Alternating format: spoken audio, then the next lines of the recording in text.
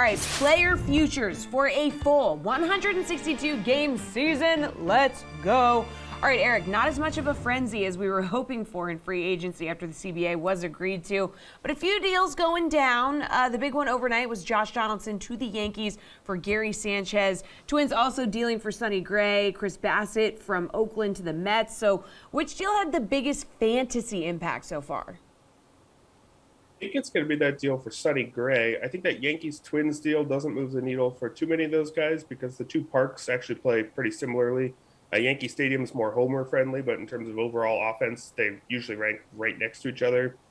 And Chris Bassett, he gets a slightly worse park, but still a pretty good pitcher's park, and the better lineup he'll be surrounded by makes up for that gap. But for Sonny Gray, getting out of Cincinnati, going pretty much anywhere would be an upgrade, and going to Minnesota, I think, is a perfectly fine spot for him. Still a pretty unimposing division that he'll be pitching in as well. So I think he's the biggest beneficiary there. All right, Erik, as free agents are finding their homes on the DK Sportsbook, we got a few over-unders for players in home runs, RBIs, hits. Anybody's line stand out to you in any of those categories? Ohtani's HR total is set at 38.5 after he smashed 46 last year. Yeah, if you wanted to be, I guess, a conspiracy theorist about it, if you remember after the last major labor issues in the mid-90s, we saw an explosion of offense with MLB sort of turning the other way to the start of the steroid era in a hope that fans would come back.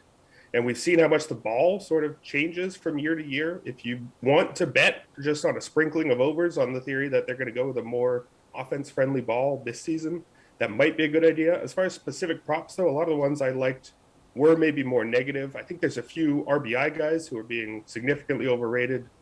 Austin Meadows at 102.5. The projection systems that I see put him in the mid-80s or even low 80s. Eugenio Suarez, similarly, 98.5. The projections have him much closer to 80. On the home run side, there is one over I like, and that would be Bryce Harper at 33.5. Two of my favorite projection systems, ATC by Ariel Cohen and the Bat X by Derek Carty, both of them have him up in the high 30s, 37 and 39 respectively. So for a fun over, I think he's the best one there. All right, let's head over to the regular season leader futures section. So Ohtani is plus 1,400 to have the most home runs this year. Guerrero, the favorite, at plus 750. He's followed by Tatis Jr. There's RBIs, hits, runs. So, what's a hitter category leader's odds that you might put some early action on? Yeah, there's a lot of interesting ones, I think, in home runs. I think Fernando Tatis is projected to be pretty clearly the leader, although you don't get amazing odds on him at plus 900. I think that's fine, though. As far as cheaper guys, Jorge Soler down at plus 3,000. He's already hit 48 homers just a few years ago in Kansas City. Was a tough hitter's park. If you get him before he signs and he happens to land up in a very hitter-friendly park, he's got the pop to do it. Byron Buxton at plus 3,500. If this is the quote-unquote healthy Byron Buxton season that we've been all waiting for seems like multiple decades at this point, he's got the talent to do it. It's not necessarily likely, but you got pretty good odds at plus 3,500. A few other cheaper guys, you can go all the way down to Cody Bellinger at plus 9,000. If he has the bounce back season, we know he's talented, and you're not going to get much better odds than that on a guy with his kind of innate talent. All right, Erik, let's move on over to the mound. Gerrit Cole is the favorite to lead the majors in strikeouts and wins.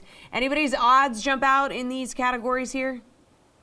For strikeouts, I'm definitely looking near the top because I think really only the guys with those truly elite strikeout rates have a chance to lead the league.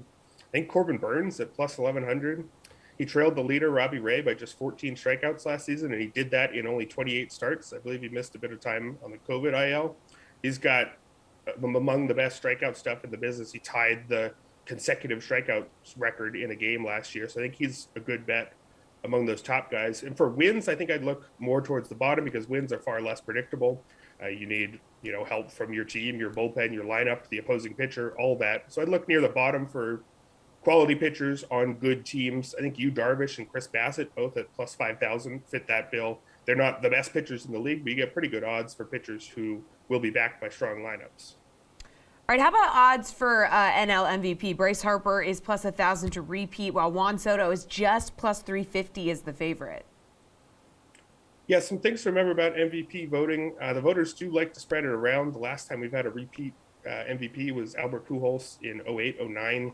And they sometimes become a lifetime achievement award if there's no clear winner. Voters also like a narrative, too. If you lead a team to the playoffs, that's definitely going to help you.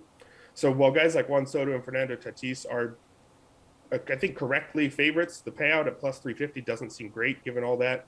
I'd like Francisco Lindor at plus 3,000. If he bounces back and the narrative goes with him as the Mets win 100 plus, I think he's got a shot. Or if Freddie Freeman doesn't return to Atlanta and Acuna misses time, which it looks like he's going to do, but if Atlanta is still good, I think a guy like Austin Riley or Ozzie Albies at plus 3,000 could be a decent narrative bet. All right, how about AL MVP? Ohtani is plus 300 as the favorite again. Mike Trout right behind him at plus 350. Who are you looking at here? Yeah, similar story here. I'd look to go a little bit down for guys who could have the narrative if they push their team to a strong season. If the Rangers actually make it all the way back and have a playoff push, I don't think that's likely, but at plus 2,200 for Corey Seager and plus 4,000 for Marcus Semien, if one of those guys is viewed as carrying the team to the postseason after signing, I think that's a decent narrative there. You can go even further down for Javi Baez at plus 6,500. It's not the expected outcome that he finishes at MVP level, but he's done it in the past. Just a few years ago, was a runner-up to Christian Yelich, and if he leads a young Tigers team to the playoffs, I think he would get that narrative boost as well. And should mention again Byron Buxton plus 4,000. If this is the healthy Byron Buxton season, he's got that MVP ceiling. We just have never seen him show it for a full 162 games.